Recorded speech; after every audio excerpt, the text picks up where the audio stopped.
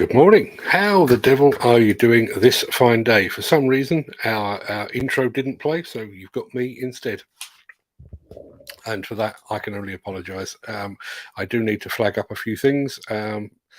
It's going very well today. We're not actually broadcasting over to our demolition discussion page either, which is slightly odd. Not entirely sure what's going on with that, but hopefully things will improve because, well, frankly, things are going to change tomorrow.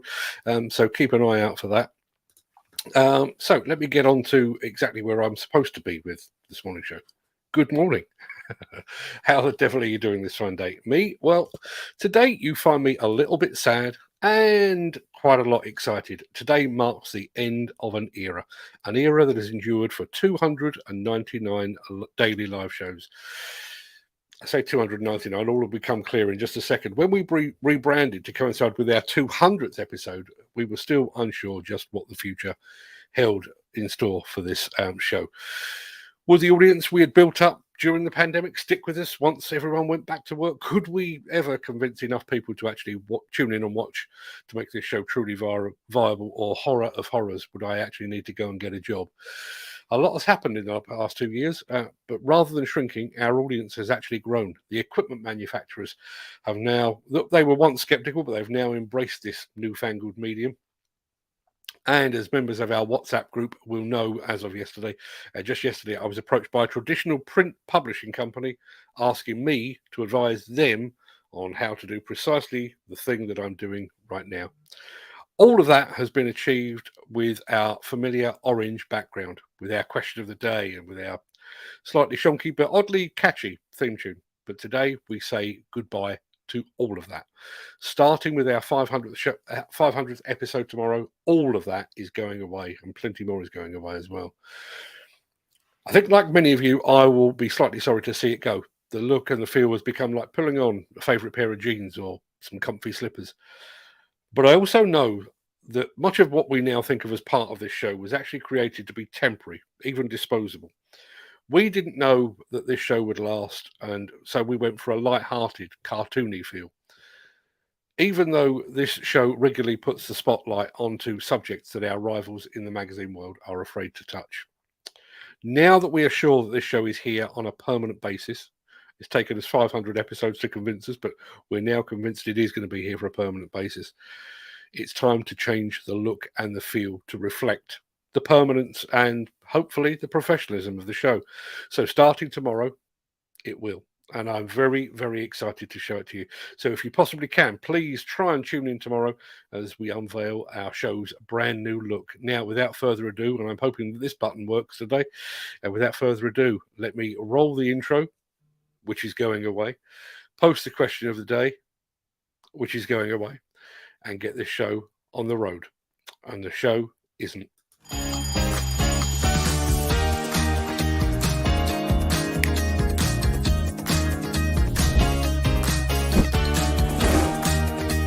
Welcome to the Breakfast Show. I'm your host, Mark Anthony.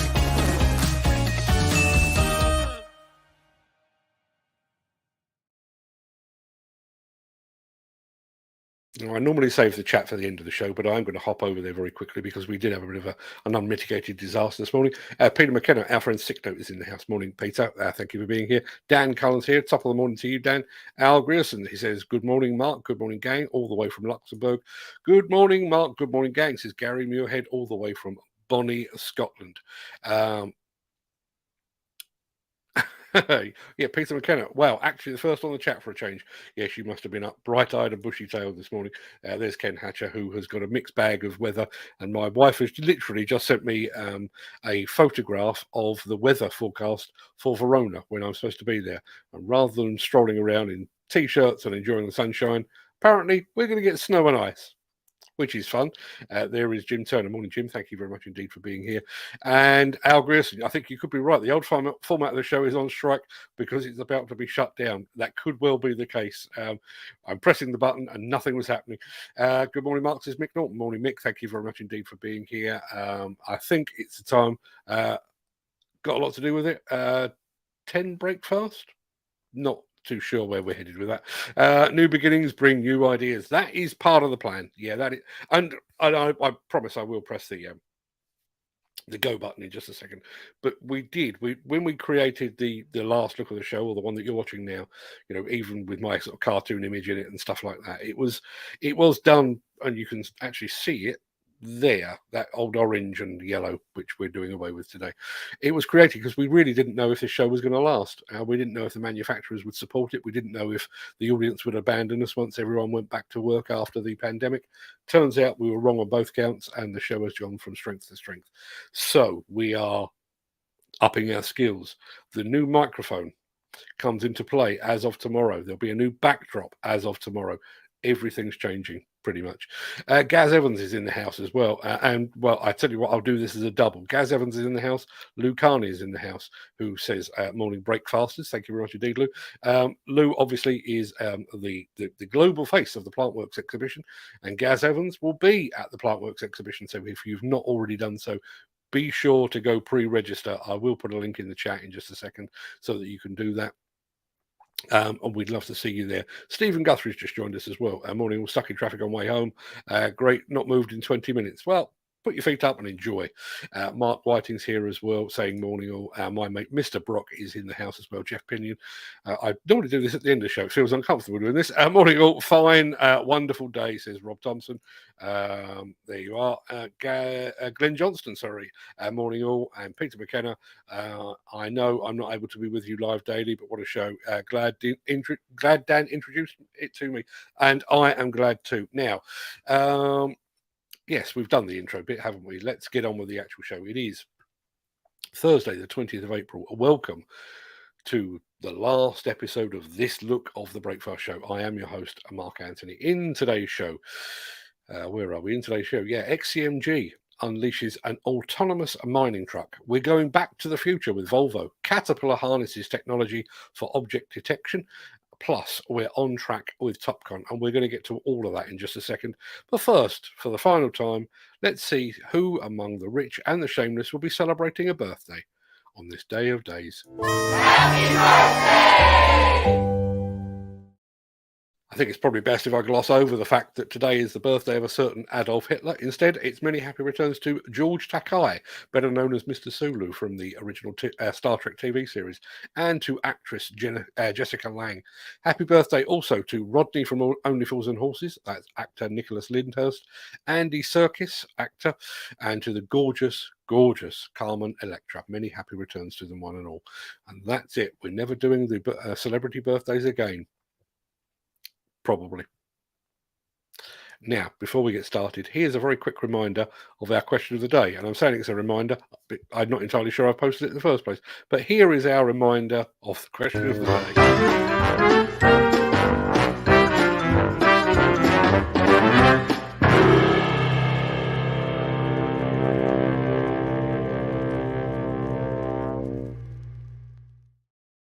Yeah, what is your favourite element of this show in its current format?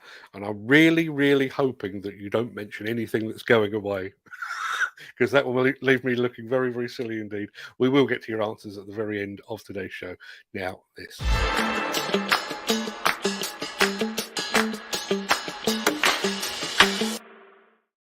Yesterday, you will recall, we went back in time to see how Volvo viewed the future of excavators way back in 2009. We're going to travel back in time again with the same people, actually, a bit later in the show to see how they envisaged the truck of the future way back when. But while we have to go back to look ahead with Volvo, our friends at XCMG have just unveiled details of a new autonomous mining truck that allows us to glimpse the future today.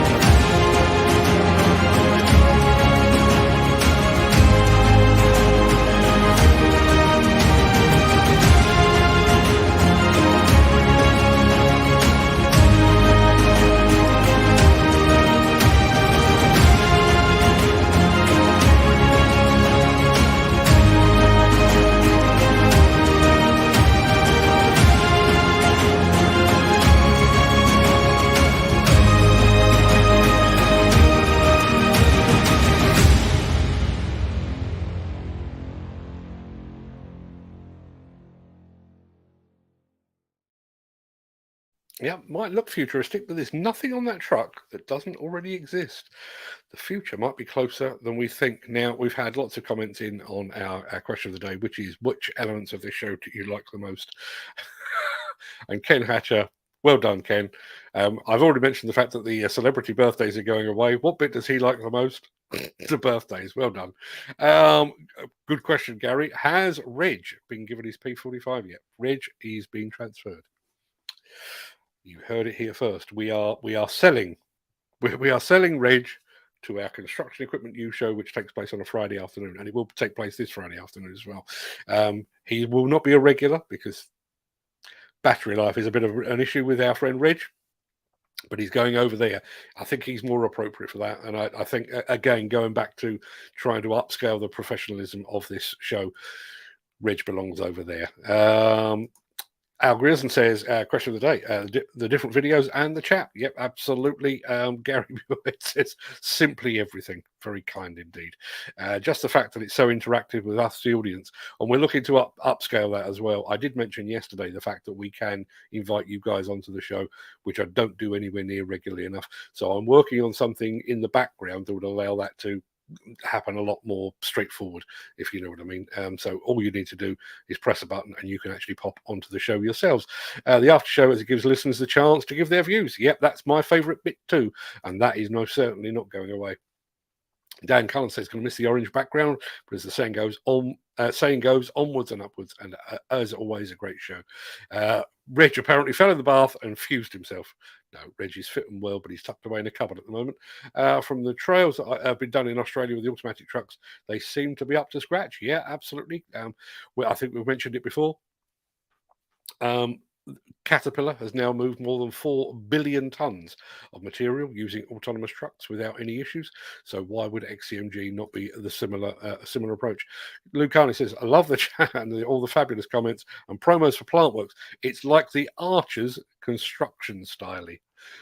Yes, when I was devising this show, I've got to admit, the Archers did not come up in conversation, but it has become a bit of a soap opera, I have to admit. Dan Cullen says, wow, that truck looks like something from Transformers was waiting it to load itself. Listen, it can only be a matter of time. Peter McKenna says it's better than the Archers. I'd like to think so. It's like playing a game on PlayStation with the XCMG machine. And our friend Vlad is over on YouTube again. Good morning to you, sir. Thank you very much indeed for being here. Dan Cullen says, my favourite is everything about the show and what you guys represent. Thank you very much indeed. So without my head swelling any further, let's press one of these.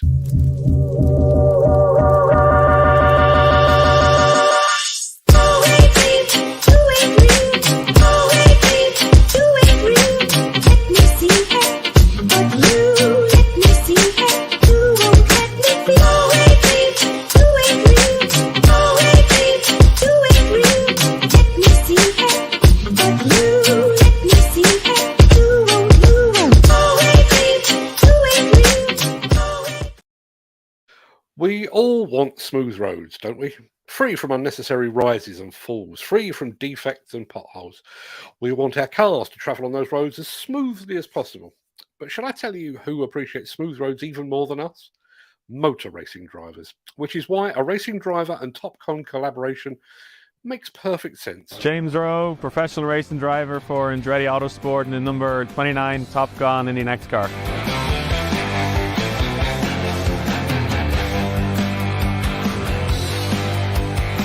So I'm a global brand ambassador for Topcon positioning systems throughout the globe. Obviously, ConExpo being the world's biggest construction trade show brings me here today. Our world, we rely on data. It's a results-based industry, no different than the construction industry. For us, a win is going a tenth of a second faster, and in the construction world, it could be getting a job done a couple of days earlier, or using less material, or saving on cost somewhere along the way. And ultimately, that's all from data and the use of data. So it's where the world is going and what we all rely on. So Smooth Ride bucks the trend in the way in which you repave racetracks. You know, the old conventional way, you have to shut a track down for a number of weeks and get out there with your stands and start scanning it and go away and put together models, and then, you know, the plane an inch and a half off its route. But Smooth Ride, you can come in, scan a racetrack in 20 minutes, get your 3D model, and then the old conventional way is gone, in the sense that you just take off the minimal amount of tolerance throughout the lap. and then you pave it back up with the minimum amount of material. So you're saving time and money throughout. From a racetrack's perspective, that's valuable money because the track isn't shut down. From a driver's perspective, you know, we drive at 180, 200 miles an hour every time we're on track. We know the difference between a smooth surface and, let's say, a not so smooth surface, and ultimately it's life and death differences in sometimes. So for us, we're obviously all very happy to be on a smooth track, and promoters and track owners are happy that their events are going on. Tenths of seconds, hundreds of seconds, it's all marginal gains. You know, we focus on 20 or 30 small gains over the course of a race, and that could be 3 seconds by the end of it. And for us, that's a big window. And I mean, in construction terms, it could be saving, you know, on a couple of feet of asphalt or saving on a couple of meters of material here and there. And over the course of a year or a season, that's a lot of money, you know. The ultimate goal is IndyCar and Indy 500, and that's what we're aiming for. That's the journey we've been on, and pretty sure we'll be there soon.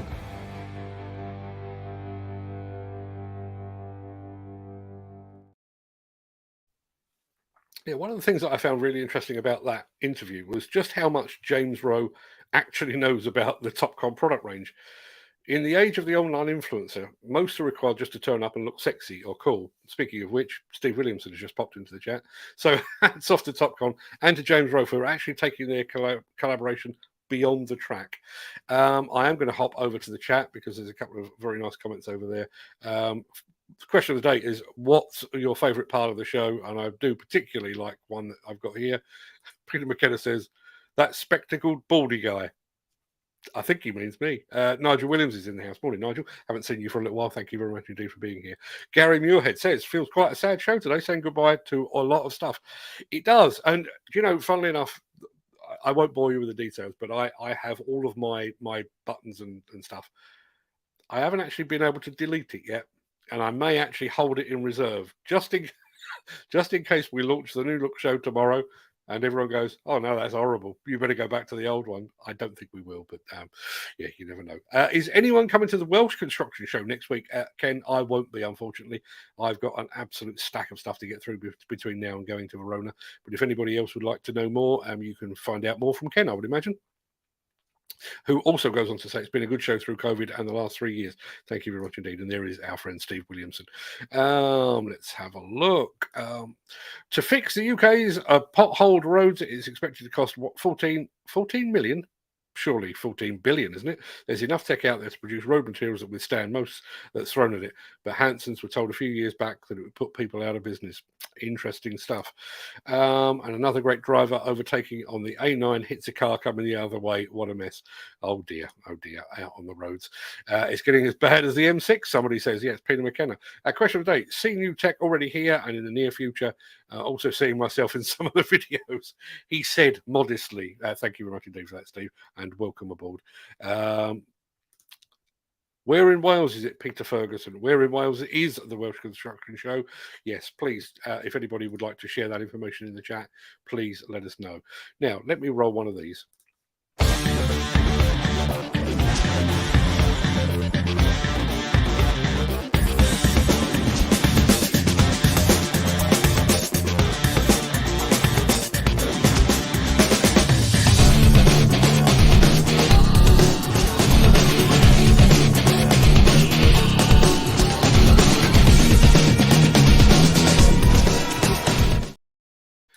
Now, our trip back to the future is just a minute or two away. But before we get to that, we need to pause briefly to see what the mighty Caterpillar is doing in the field of what I would call arse covering, but what they refer to as rear object detection.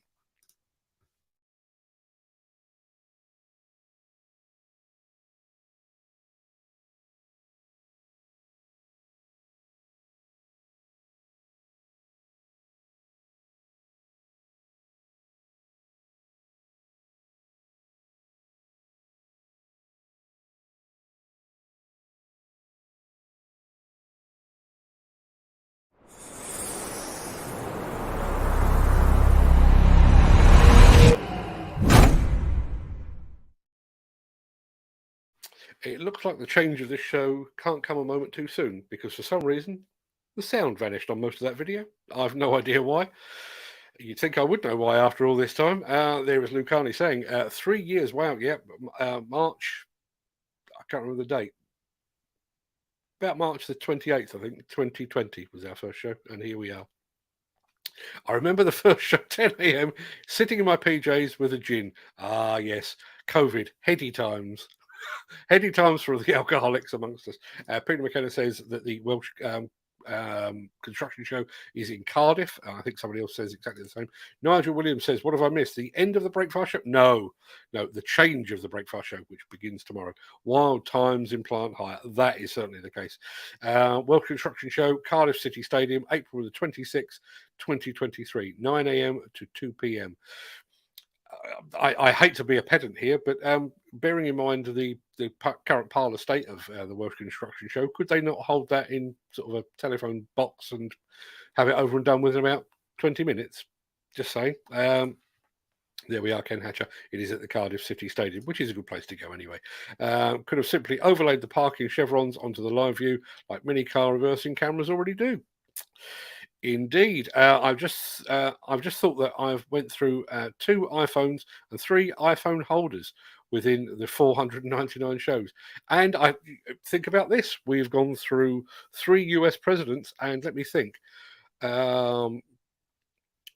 We were there for Theresa May, Liz Truss, Boris Johnson, Rishi Sunak.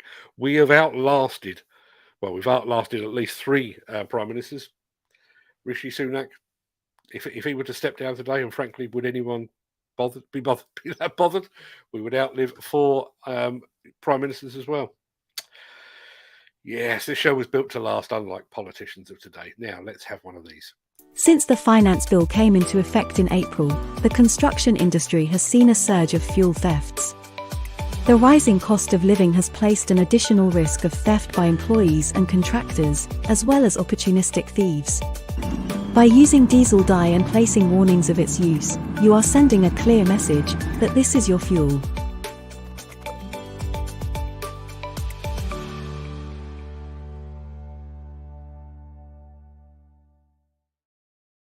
Yesterday, we travelled back in time to 2009 to see how the boffins at Volvo had envisaged the excavator of the future. It sparked a lot of debate, and it also gave our friend Gary Major over on LinkedIn an opportunity to explain that the Sphinx concept excavator was actually one of 3 concept machines designed by Volvo at the time. There's a wheel loader apparently, and I may go and look that out for tomorrow's show, but there was also an ADT, and I'm delighted to say I can show you that to you right now. This is Centaur, the extreme concept hauler from Volvo Construction Equipment. Volvo has been leader in articulated haulers since it created the market in 1966. In the intervening years, more than 50,000 machines have rolled off the production line, making a legendary reputation for strength and unstoppable progress. Like its mythical half-man, half-horse namesake, the Centaur hauler is swift, flexible, strong and intelligent. While recognizably a Volvo, Centaur radically redraws the traditional hauler profile. With its ultra-compact front unit, arched back and super-sized wheels, Centaur is a proud creature. There's no doubt that this is a strong, fast-moving machine. Centaur has been designed with an uncompromising focus on safety. Haulers move heavy loads at fast speeds over rough ground, so stability, visibility and traction are the project's guiding principles. Protected by an all-round laser proximity scanner, the machine is always aware of people and objects in its immediate vicinity. This device is coupled with a proactive protection system that both tries to avert collision and comprehensively absorbs the forces of impact should one occur. The operator of the future will no longer have to clamber up ladders into the cab. The cab will kneel down to ground level, allowing the operator to walk up a short flight of steps into his well-lit workplace through the front door. The new design of the front unit, combined with intelligent all-round glazing in the cab, gives the operator commanding views, and a heads-up display keeps his eye on the road ahead. The operator's fingerprint becomes his key, and Centaur automatically adjusts all controls to suit that operator's preferences. The ride will be super smooth as the cab floats, suspended in mid-air using an electromagnetic field. Centaur moves almost silently thanks to its ultra-efficient electric hybrid drive system. which is further helped by regenerative braking systems and solar panels to power auxiliary controls. Hydraulics are minimized on the Centaur, but where they do exist, they're filled with water, not oil. Centaur uses its electrical generator to power independent motors inside each wheel. This liberates the wheels to move completely freely over rough surfaces. The suspension too is radically different. Each wheel hangs on a swing arm. Inside these lightweight and torsion-resistant units can be found dampers. The swing arms allow far greater maneuverability of each wheel. This new suspension system also allows the machine's ride height to be adjusted, raising it to offer greater clearance over rough ground and lowering it for easier loading and fast and safe hauling over smoother surfaces. And the Centaur is fast. Despite the great weight upon its back, up to 45 miles per hour is quite possible, drastically reducing haul cycle times. Without doubt, the most striking feature of the Centaur is its ability for the front unit to uncouple from the trailer. It balances using powerful computers and gyroscopes, and this ability to disconnect the trailer opens up the possibility to rapidly change the work application. The Centaur can be a hauler one moment, converting to a pipe or log carrier, and then a liquid container the next. Safety and efficiency combine beautifully in the way the body empties its load. Centaur overcomes this with an ingenious two-piece haul body. When tipping, the rear section of the body slides into the front section, compressing the load material down and out in a controlled manner, so the weight of the load stays low, greatly improving stability. The Centaur design project is not just science fiction. The underlying cleverness of the ideas has real-world potential. Computing power and machine-to-machine communications will become more prominent in the future. Centaur, or many of the ideas contained in it, is destined to become an influence on worksite haulers in the decades to come. Centaur, eager to work.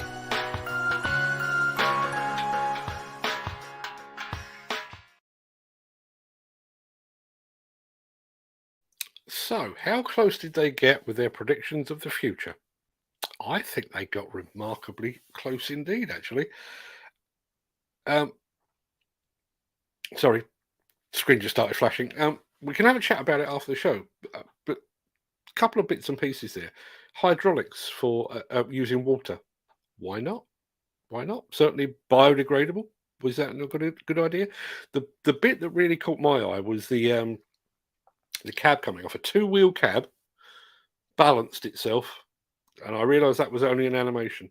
How comfortable would you feel in a two-wheel cab with nothing keeping it upright? Just have a thought about that. Now, I do have something else that I want to talk about after the show as well. I've got a bee in my bonnet. As some of you will know, we are going to actually have a new section of the show called Gripe of the Day. If this was tomorrow, this would be my gripe of the day. So I'll get to that in just a second.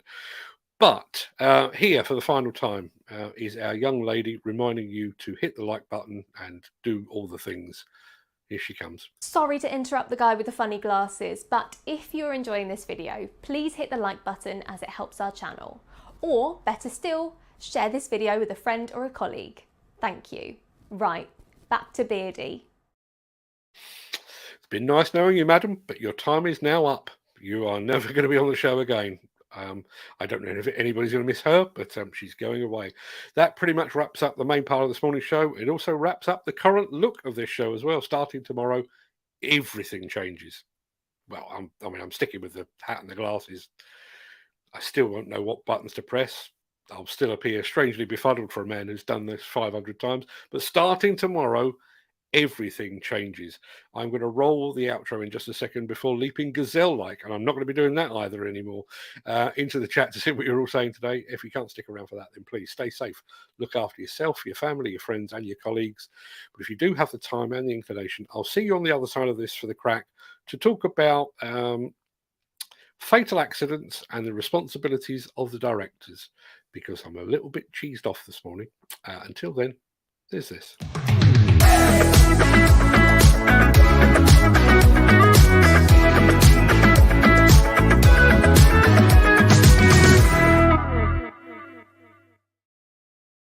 Let's get some music playing.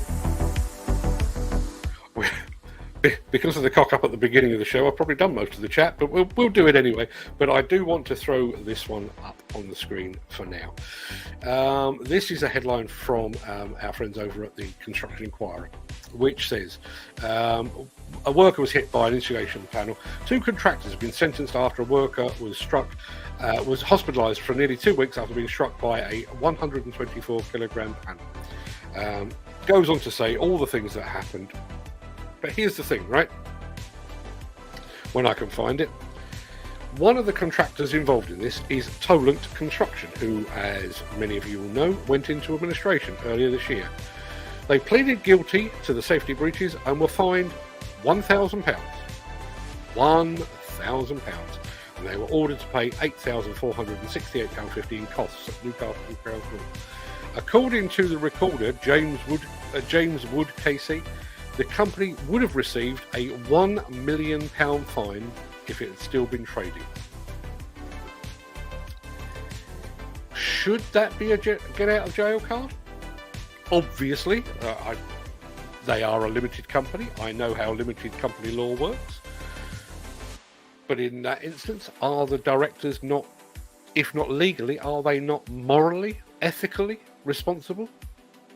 Should they not be pursued for that? We touched on this earlier this week with the news that Brown and Mason were fined just £5,000 after the death of a worker up at Longannet Power Station. Subsequent civil action secured £1 million for the family. But should that not be on the directors? If we have corporate manslaughter and if we have decided that we hold the directors and the company principals responsible for corporate manslaughter, then surely they should be responsible even if their company has gone pop. If that is not the case, in the event of an accident, particularly a fatal accident, is it not just easier to say, close the company, we'll start again under a new name tomorrow, and the courts won't be able to touch us? Is that not encouraging that kind of behaviour? I would love to get your thoughts. So let's have a look and go back to the beginning of the chat. Peter McKenna. Peter actually watches this show. Obviously, he's laid up sick at the moment, but he actually watches this show on his TV. How many of you do that? I'd love to know. He's obviously got a smart TV and he can throw YouTube up on his screen. So he is currently looking at this on a 50-inch screen. I can only apologise. It's genetics and the ravages of age, Peter. I'm sorry if I'm scaring your cat or anything, but that's just the way it is. Dan Cullen is in the house as well. I've already done most of these, but I'm going to do them anyway. Al Grierson's here as well. Gary Muirhead is here as well. And one of the reasons I'm looking forward to the rebranding, which I will share tomorrow, is a certain thing from Gary Muirhead, which is going to be taking pride of place on the show. I'll keep you posted on that. Actually, first on the chat for a change. Yes, it is usually a race between Ken Hatcher and Gary Muirhead, but you picked them both to the post. There is our friend Jim Turner. Morning, Jim. Thank you very much indeed for joining us. Yes, well, it's been coming a long while. We've been talking about the rebranding. We rebranded at 100 shows and we rebranded again at 200 shows. And to do it at 300 seems a bit stupid. 400 isn't really a number, if you know what I mean. So 500. So probably, unless there is mass departures from the chat as a result of tomorrow's rebranding, the rebranding that happens tomorrow will probably be sticking around until the 1000th episode, which at the current rate of work that we're doing at the moment is probably 2026 sometime. If you're still around in 2026, if I'm still around in 2026, we may be rebranding again at that point as well. Mick Norton is in the house. Morning, Mick. I'd like to get your thoughts on that. Tolant Construction getting off pretty much scot-free with that accident. That should have been a £1 million fine. They ended up paying £1,000. Go figure. Didn't figure that one out. Still haven't. New beginnings bring new ideas. Yeah, that's the idea. And even things like our celebrity birthdays. To be perfectly honest, I've told you this before, but I'll tell you again. Part of the reason that we have an intro, part of the reason that we have the celebrity birthdays and a bit of a chat at the beginning is because there is a lag between me going live and you arriving. And that lag lasts for the entire duration of the show. So even though I go live at 10 a.m. sharp, a lot of people on YouTube in particular, but also over on LinkedIn, won't actually be notified for the first 30 seconds, possibly 40 seconds. So we front load the episode with stuff that it doesn't matter, so things like celebrity birthdays. Does anyone tune into a construction equipment show to learn about celebrity birthdays? Of course they don't, but it bides our time until everybody's arrived, and then we can start with the real show. That isn't changing because we're going for a new look, which is going to be on this day in history, which I've already been researching. It's quite interesting, actually. So it'd be an odd mix of inventions and assassinations and politics and sport and such. Watch this space. I think you'll like it. There is our friend Gaz Evans, who is gearing up for plant works, and there is Lou Carney, who is geared up for plant works. Look forward to seeing the pair of you in not too long now. So there was my opening comment, which didn't play straight away because gremlins.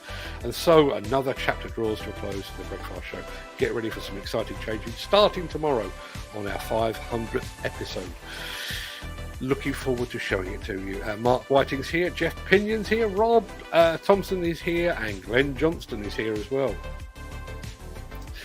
One of the things that you can look out for, and this is one thing that will change organically, because we do have show regulars, and I've just mentioned some of them, but you all know who you are. We've actually got an element, there's a screen that comes up on the pre-show, which plays just before I actually pop up on your screens, and we do actually give some of you a shout out. So if you want to see if you're among those privileged few that get a shout out, you want to be here at 10 a.m. sharp tomorrow morning. I've said that will change organically. If as we go along, we will add more names to it in the hope that hopefully one day the entire screen is completely filled. But some of the show regulars are already in place, and we need to add some more to those. So watch this space tomorrow. I know I'm not able to be with you live daily, but what a show! Glad Dan introduced me to it. Excuse me. Dan Cullen has done a huge service, actually. Dan obviously runs all these WhatsApp groups trying to get guys back into work, but at the same time he's trying to get them into work. He encourages them to come and look at this show. Much appreciated, Dan. Really do appreciate that. Reg, for those of you that haven't been are new to the show, we have a robot presenter called Reg. You would think that by now I would have come up with something that said, he was robot entertainment generator or something like that. I never did. No, never got round to it. It just struck me that to call a robot Reg just struck me as funny. I'm a man that's easily amused. So yes, Reg. The original idea of Reg, just so that for those of you that don't know, when we were receiving news of a new piece of equipment from a manufacturer, the content is actually quite dry, and for me to sit here and say the so-and-so excavator digs to a depth of so-and-so, and it's got a bucket capacity of so-and-so, and it's powered by an engine of so-and-so, boring. So I thought, let's liven it up. Let's get a robot to present those sort of things. And Reg was very popular. Reg even has his own line of t-shirts, just because he does. But we're doing less of that kind of content here on this show, but we're going to be doing more of that sort of content over on our Construction Equipment News show, which is, for those of you that don't know, is Friday afternoon at 1 p.m. The first show ever was last week, and the second show ever will be tomorrow at 1 p.m. So join us for that if you can. Not sure if Reg will put in an appearance for that one, but he might. You never know. So if you're a Reg spotter, keep an eye out for him. Ken Hatcher is going to miss the birthdays. I will keep that little graphic that we have playing for the birthdays just in case my on this day in history doesn't go down well, but I don't think it will. I think we'll be okay. The different videos in the chat, popular with Al Grierson, Gary Muirhead, who is probably our number one fan, I would say, and much appreciated that is. He likes simply everything, even the cock-ups at the start of the show like today. I'm going to have to go and explain myself to Fred in a minute. That's going to be fun. Question of the day, just the fact that it's so interactive with us, the audience. Now, on that basis, I do have the ability to invite you onto the show. I mentioned this yesterday, but I'm going to mention it again. I can actually put in the chat a link that will allow you to click a button and you can pop onto the show. So starting tomorrow with our 500th show, my plan is to trigger that as the chat starts. So won't get you on the show to interrupt the actual flow of the show. So the videos and the on this day in history and all of that kind of stuff will continue as is. But when we start the Craic, which is where we are right now, when we start that, I will trigger a thing, and that will invite you onto the show. And if you've got something to say, if you think the show is terrible, fantastic. If you like the video, if you've got a particular gripe, bearing in mind we're doing gripe of the day, you can actually come on the show, and it works perfectly well on a smartphone. So if you want to pop onto the show and have your say, you can do so, and I would be very grateful to see you there as well. The after show, as it gives listeners the chance to give their views. Well, there you are. We'll be able to do that in person. Going to miss the orange background, but as the saying goes, onwards and upwards, and as always, a great show. Yet the orange is going away. It's going to be replaced by a nice graduated shade of blue, and even this view that you're looking at with me slightly squashed in, that's going away too. Got a new look for that as well. Changing everything, and it basically means I've got to learn where everything goes as of tomorrow. Reg survived the fusing in the bath from the trials that have been done in Australia with the autonomic trucks. They seem to be up to scratch. They are more than up to scratch. They are doing a fantastic job for Caterpillar. There we are, Archer's styly, as Lou Carney said. Now let's get back to the newer bits of the chat, shall we? Yes, if anybody wants to go to the Welsh Construction Show, it is at the Cardiff Stadium.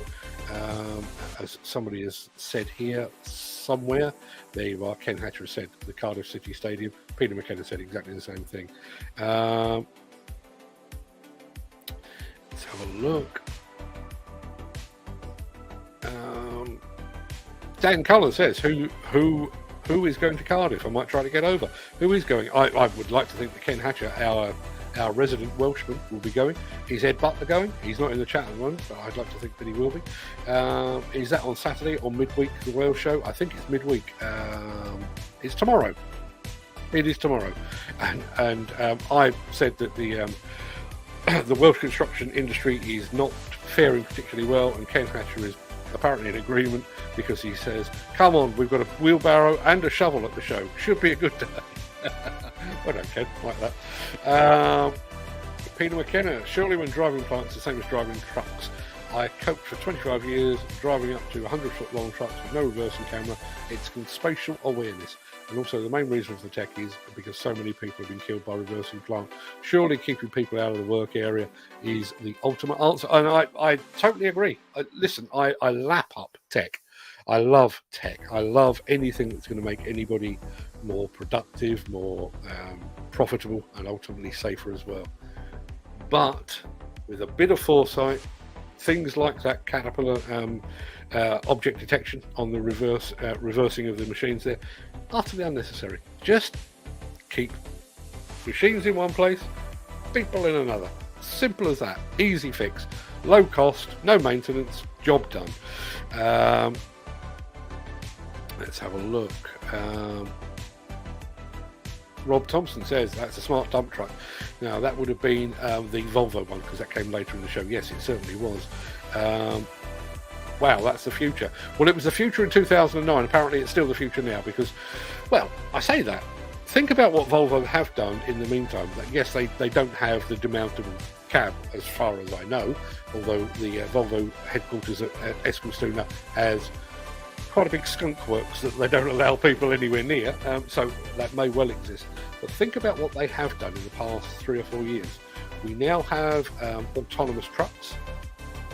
The cab has been removed, but not demountable. It's just not there anymore. It's gone away because those machines are entirely autonomous. They are a reality. And in addition to that, Volvo has created ADTs made from fossil-free steel. So all of the talk about sustainability that they mentioned in that film way back in 2009, they may have come at it from a different angle, but they are absolutely 100% delivering that. It used a Christie suspension from the 1930s. Was that the arms? I don't know what a Christie suspension is, but if that was the arms, why not? Why not, indeed? Dan Cullen says, a morning, Mr. Nigel Williams. He is. It's weird how these things come about, isn't it? Like, I start this show with how the devil are you doing this fine day? I've got to admit, I stole it from a podcast that I listened to, but I did it once and it stuck, and it's now an intrinsic part of this. I don't think I'll ever be able to break the habit. If anyone's ever listened to Nigel Williams always starts his show with, well, good afternoon, ladies and gentlemen. I'm your host, Mr. Nigel Williams. In my head, he is no longer Nigel Williams. He is Mr. Nigel Williams. I've listened to a lot of his podcasts, and it's just bored its way into my head. Nigel Williams himself says that is some concept machine. Mustn't that be a fantastic job? I'm very envious of Gary Major to be able to sit there at what I guess would have been a drawing board back in the day, but I'm sure is now some fancy computer, and just try to envisage what the digger of the future might just look like. Taking on board all that we know, and again, going back to the Volvo machine, both yesterday and today, the foresight that they had with things like sustainability. You know, I can honestly say that in 2009, I wasn't talking a whole bunch about sustainability. It got an occasional mention in terms of recycling, that kind of thing. But we weren't talking about carbon emissions to any degree. We weren't talking about fossil-free anything, because as far as we were concerned in 2009, I think diesel would last forever and we didn't have to worry about such things. Not the boffins at Volvo. They had already seen the future and had adapted to it. And maybe, although the trucks that they're producing today don't look quite like the machine that they showed back in 2009, maybe that set them on the path that has actually delivered the fossil-free steel trucks and the autonomous trucks. But what a fantastic job to just sit there and imagine the future. I often do that, and it often involves lots of money and a Caribbean beach. You can dream, can't you? Yeah, they could probably build that now, but the cost would be phenomenal. Yeah, they probably could. And again, when you think about producing a machine from fossil-free steel, fossil-free steel is not widely available. Now, obviously, they produced it in conjunction with SSAB up in Sweden. Their next-door neighbours effectively in Sweden, so it makes perfect sense. But in order to make that would have been a special run, I would guess, of fossil-free steel, which I would imagine is currently phenomenally expensive. Volvo went that extra yard to prove that it could be done, and maybe that helps to shape the future. Maybe when we've done away with diesel, but we're still concerned about our impact on the environment, maybe it will be things like fossil-free steel that we turn to say, okay, this is how we can go even further still. I'm on my last nerves on this site. It's unbelievable. The stupidity of guys here is unbelievable. Getting on my nerves. The stupidity of guys in this office is pretty bad as well. I'll do anything she wants, says Steve Williamson. Not sure what that's about, but okay. My gripe of the day is how these guys in which I'm working with actually get work. We'll save that one for another time, but that's going to be the sort of thing, I think.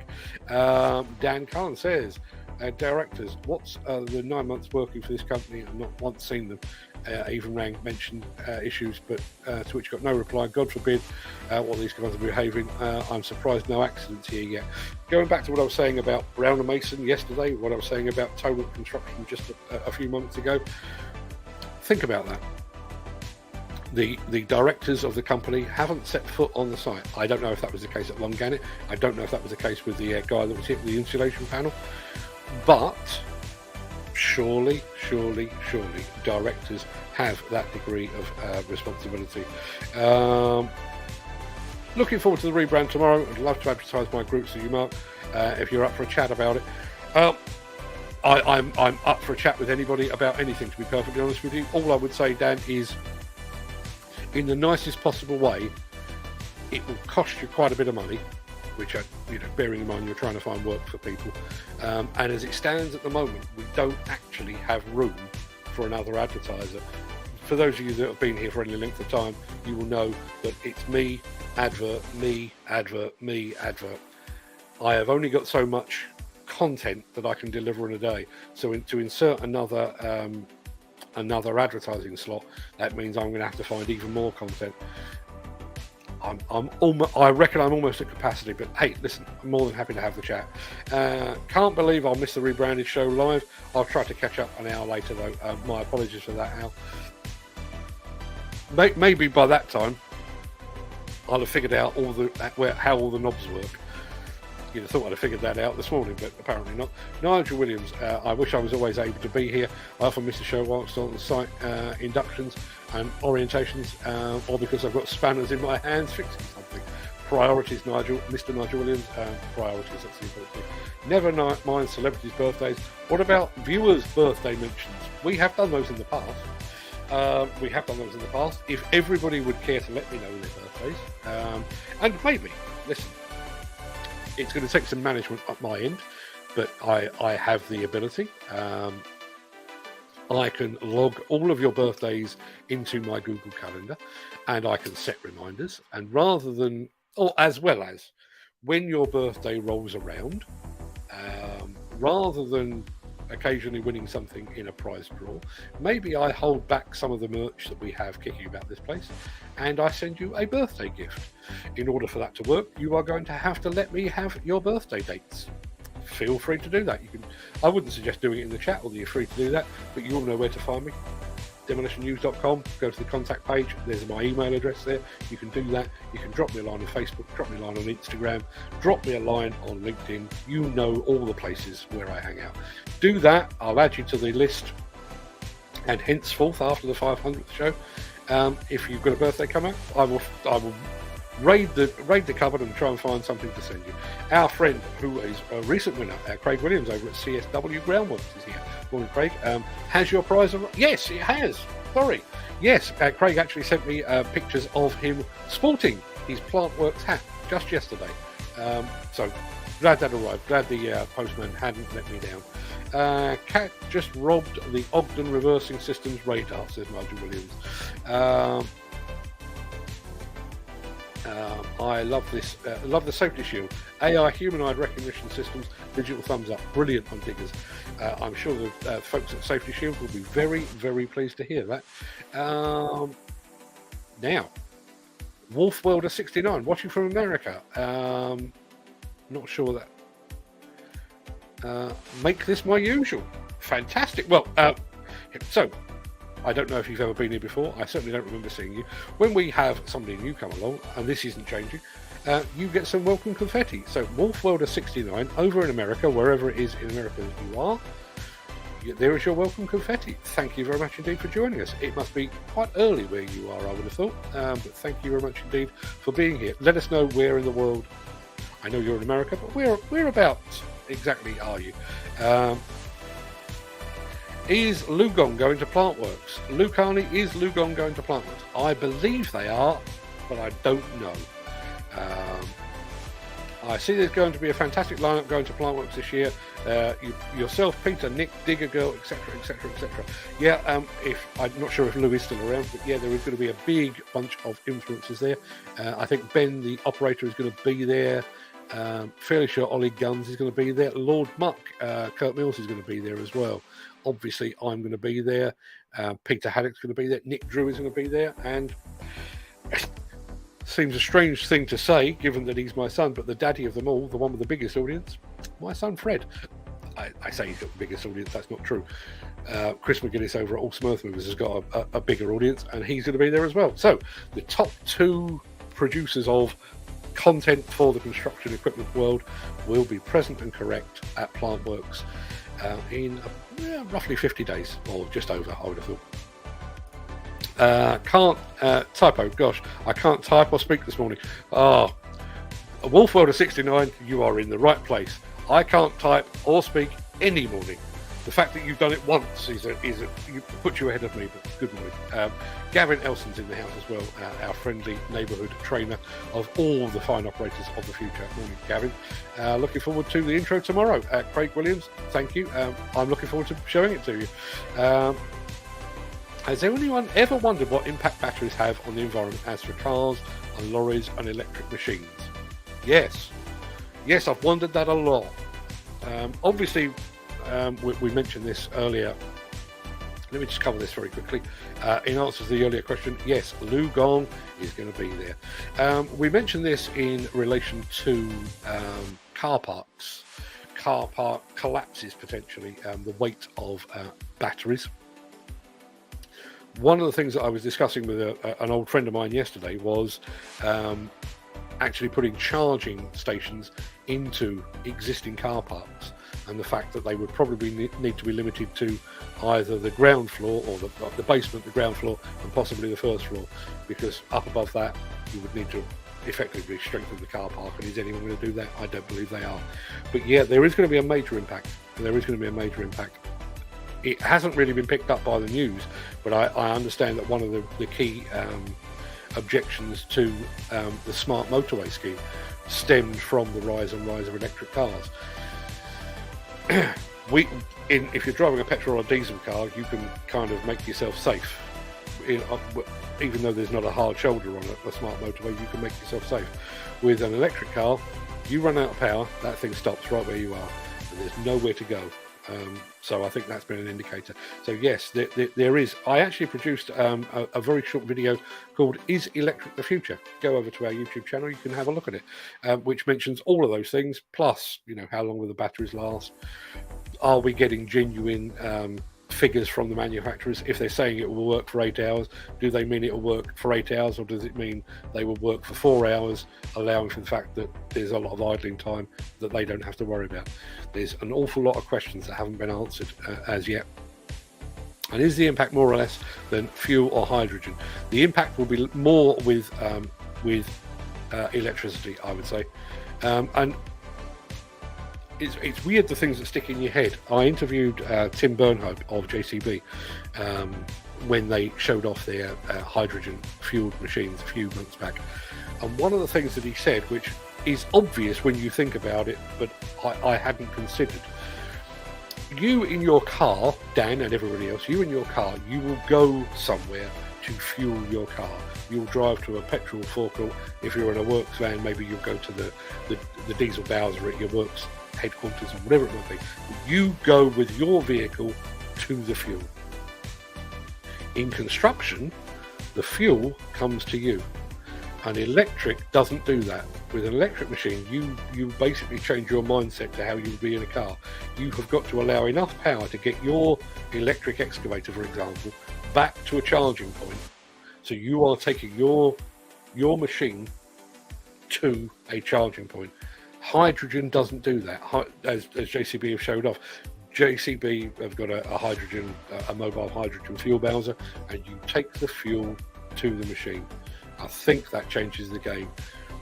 I think on compact machines, I still think there is a future for electric machines, despite all that I've said.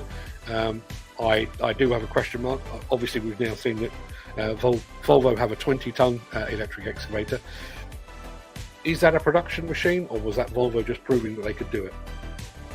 Don't know the answer to that. My personal feeling is that electric machines will probably end under the 10-ton mark, after which, once the technology arrives and once the infrastructure arrives, hydrogen will be the way forward. If anybody would care to dispute that, I'm more than happy to hear your points.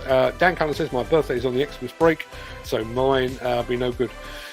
We don't do much in the way of a Christmas break, so let us know it anyway, Dan. Even if we can't give you a mention on the show, if I've got something kicking around in the cupboard that I can send you, then please let us know the dates. Now, this makes me very happy indeed. This does. Not the fact that Wolf Welder is in Pennsylvania, although to have a viewer from Pennsylvania is quite a treat, and I can only apologise for my London accent. Nothing I can do about it.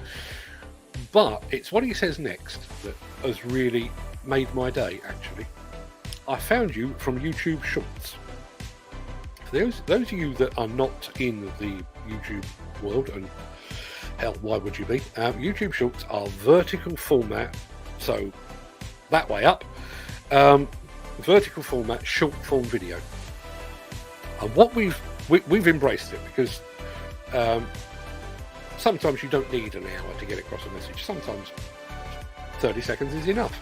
So we've embraced that, and that has been responsible for our amazing growth on YouTube. If I tell you now, I actually checked last night, in October 2022, we had 3,894 subscribers on YouTube. 3,894. I'm looking at it now, and we are currently at 77,756.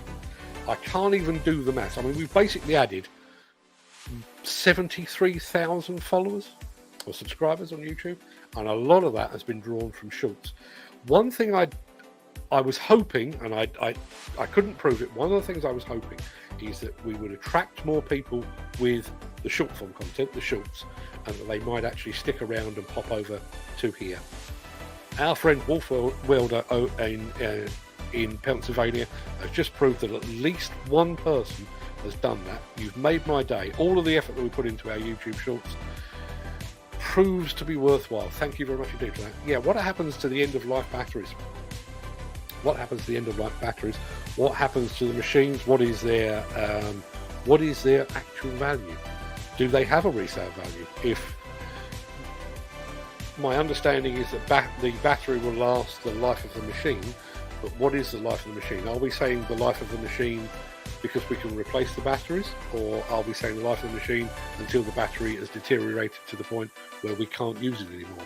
If that's the case, the resale value will be 2/3 of nothing at all. If it's the former, what is the cost of a new battery? What happens to the old battery? Obviously, we would all like to retrieve the lithium that's contained within them, because that's where the value is, and that's the bit that we find hard, and that's why batteries are so expensive and everything else. But what if we can't? Is there another technological drive now, much as we saw with companies being formed to dispose of refrigerators back in the day, because we suddenly realised that if you crush an old fridge, you destroy the ozone layer. Is there going to be a new industry where we are recycling or stripping apart lithium-ion batteries to put those back into use in some way? Be interesting to watch. Whether I'll still be around doing this by the time that's all figured itself out, Lord alone knows. But yeah, Dan Cullen says, luckily I don't drive. You don't drive? How do you get to work? Interesting. I wonder, would these cars have been part of the issue on that car park collapse in America? Don't know the answer on that. Obviously there's going to be an investigation, and that could, well, knowing America, they'll probably have that done and dusted by the end of the year. But no, there's no current indication. But if you're interested in the subject, and it's there, go over to our YouTube channel, search for car park demolition. We've revisited the subject twice. Once on just basically the fact that the world's car parks are not in particularly good condition. But we then looked into the potential impact of electric vehicles. And when you think, a lot of our car parks, as Mike Keogh explains in the video, a lot of our car parks were designed post-war to get people back into city centres to spend their hard-earned money in shops and stuff. And they were based on things like the Mark II Cortina, which at the time weighed less than a tonne. That doesn't even cover the weight of the battery in some cars. You've got some cars that are, some electric cars that are up to 2 tonnes. You've got things like the Hummer, the electric Hummer, which is now 4 tonnes. That's all extra loading on car parks that were designed to carry cars of 700 kilograms, not 4 tonnes. It's going to have an impact. Wow, that's an amazing following on YouTube. It really is. Yeah, I listen. If I could have predicted that, well, I'd have done it earlier. Let's put it like that. YouTube Shorts has been a big help, and as our friend Wolf Welder 69 has said, he's actually made the jump from our short form into our long form content. And let's be absolutely honest. That's kind of how the publishing business works. You grab people with the headline, some sexy kind of clickbait headline, and then you hope they stick around for the rest. That's all that YouTube Shorts are. Here's a thing that you could consume while you're sat on the toilet if necessary. You can consume it in 15, 20, maybe 60 seconds. But hopefully that will have pleased you, entertained you, informed you enough for you to then say, I like this I like this guy. He's weird looking, but I like this guy. Let's go and see what else he does. And we've just seen somebody in Pennsylvania has done precisely that. 38 business days until plant works. 38 business days. Now, bearing in mind, I'm going to be in Fair Verona in about a week's time. We're going to miss a couple of shows there, but that basically means that I've got another, another 30 odd days, or another 30 odd shows of the new look before we head off to Plantworks. That's all. A month's worth of these shows, and we're off to Plantworks. Cannot wait. Now, don't panic, but my computer has just said you are running out of disk space. That's probably not good. Hydrogen could be produced in remote areas by hydroelectric power when the grid can't reach. Like the hydroelectric power station that reuses its extra power by pumping water back to the dam at non-peak times as the grid isn't man enough to carry that much current. See, there you are. I go to work by public transport, i.e. bus, train or taxi. You know, I don't know why I found it surprising, the fact that you don't drive, because I know plenty of people that don't drive. My son Fred, for example, no desire to drive whatsoever. I mean, he went to school in London and travelled to and from school by train and by bus and by underground, and just never really caught the car bug. Doesn't drive, has no intention of driving. Why the hell not? As long as you can get there. Now, this would be a treat. When are you planning the marathon show? At some point, we're working on a thing that I'll tell you now. I've still got to firm up the details, but on the 10th of May, 7 p.m, 10th of May, we're going to do one of our evening shows, and I think I've got both Andy Stevens and Steve Kerslake to talk about mental health. The fine folks at Plantworks, Lou Carney and her team, have very kindly agreed to sponsor that show, and we've got another one in mind, which I will tell you about more when we've got that one firmed up as well. But a marathon show. There was a bit of me. Those of you that watch this show with any regularity will know that I'm not the world's greatest royalist, and there was a little bit of me that thought, just out of sheer devilment, that I might actually do a marathon live show on the day of the coronation. My wife has advised me that is very poorly judged, so I'm not going to be doing that. But I do wonder if we could just pick a date at some point in the future where we just say, let's see if we can break the record. For those of you that don't know, the current record for this live stream is, I think it was 2 hours and 1 minute we went for once. I'd love to do 3 hours. Just chewing the fat for 3 hours. I'd love to do 4 hours. I'd love to do 8 hours. Now, I will need to put some logistics in place. I will need to have screens that come up that say, he'll be right back, to allow me to pop off to the loo. I am a man of a certain age. My bladder is not all that it was, so I would probably need a bit of that. But I would love to do... Imagine this, if you will. We all know Ken Hatcher arrives at the beginning of the show, sticks around for as long as is humanly possible, and then has to get back to work. Imagine if we started a show one morning and Ken Hatcher arrived, and then at lunchtime I'll just check to see what's going on in the world, and he finds that we're still going. And then he gets home at night and he finds, bloody hell, they're still going. Wouldn't that be a treat? Could I talk for 8 hours? Yeah, why not? Not all of it would make sense, and it would deteriorate over the course of the day. And listen, one thing I would love to do, and it's something that I don't think we've done quite enough. Wouldn't it be fantastic if we could get that show, that marathon show, sponsored by a handful of people, and then give the money to, I don't know, the Lighthouse Club or whatever it might be, one of the industry charities. You know, somebody pay me big enough bucks to do a marathon show and earn some money for a noble charity like the Lighthouse Club. There you are. Watch this space. It will happen one day. You should do it for Andy's Man Club. There's another Andy's Man Club. Andy's Man Club are going to be at Plantworks, are they not, Lou? Please confirm that.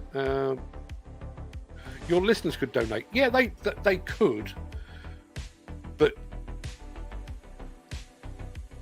I guess I'm old school. All the magazines I've ever worked on, they've been given away for free. I've never been much of a fan of the subscription model, and I don't like the idea of charging the audience for what I'm doing for free anyway. I would like to think that, you know, if we could get £100 from 5 manufacturers just for me to sit here and talk for 8 hours or 4 hours or whatever it might be, or get them to pay us £50 an hour or something like that. Why not? And I can confirm Andy's Man Club are going to be at Plantworks, like Children in Need. Yeah, why not? Listen, all I'm going to do is turn up and chat. That's it. I might show you some videos or something like that, but I might just turn up and chat, and we might break it down. You know, we'll do half an hour on a subject, half an hour on another subject. We'll set a timer going so that when the half an hour is up, we'll stop and we'll start something else. So you can dip in and dip out during the day, and I don't know.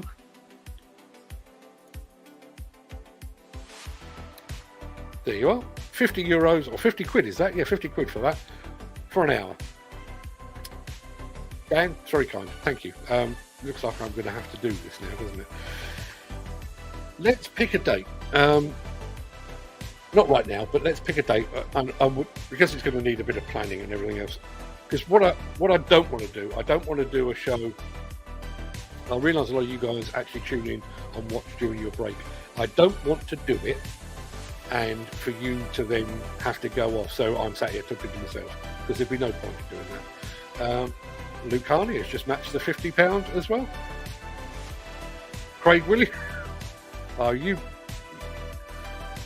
you're buggers, a lot of you. I'll do £100 for it. Good luck. We've just got 200 quid without even trying. Right, okay. Tell you what, I'll make a note of my diary. We'll get the 500th show out the way tomorrow, and then we will sit down amongst ourselves, possibly in our WhatsApp group.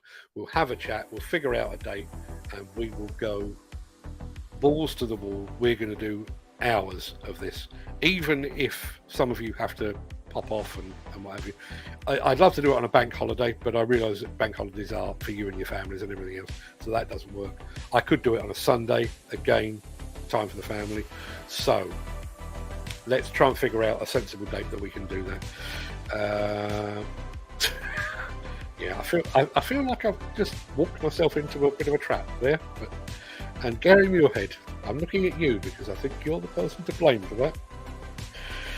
However, right, look, just to prove that talking for 3 hours is dead easy, I've already done an hour and 14 minutes and I've barely stopped for breath this morning. So enough. Go, people. I need to go and get ready for tomorrow's show, because, as I've already said, it is the 500th. It is the rebranding. It is the rebirth of the Brake Fast Show. You'll find me here wearing a tuxedo. You won't. But I will be here bright-eyed and bushy-tailed tomorrow. Try to be here at 10 if you can, because some of you that are regulars here will see your own name up in lights. Briefly, but they're there.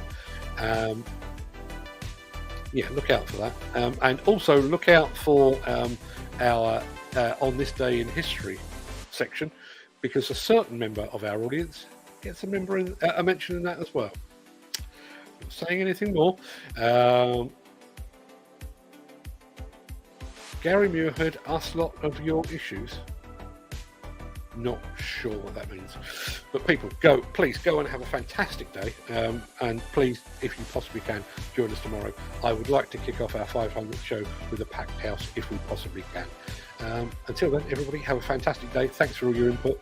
Thanks for mugging me off for the marathon show. If you have any suggestions on dates, we can figure that out. And let's make it happen. Look forward to it. Until then, everybody, have a fantastic day. All the best.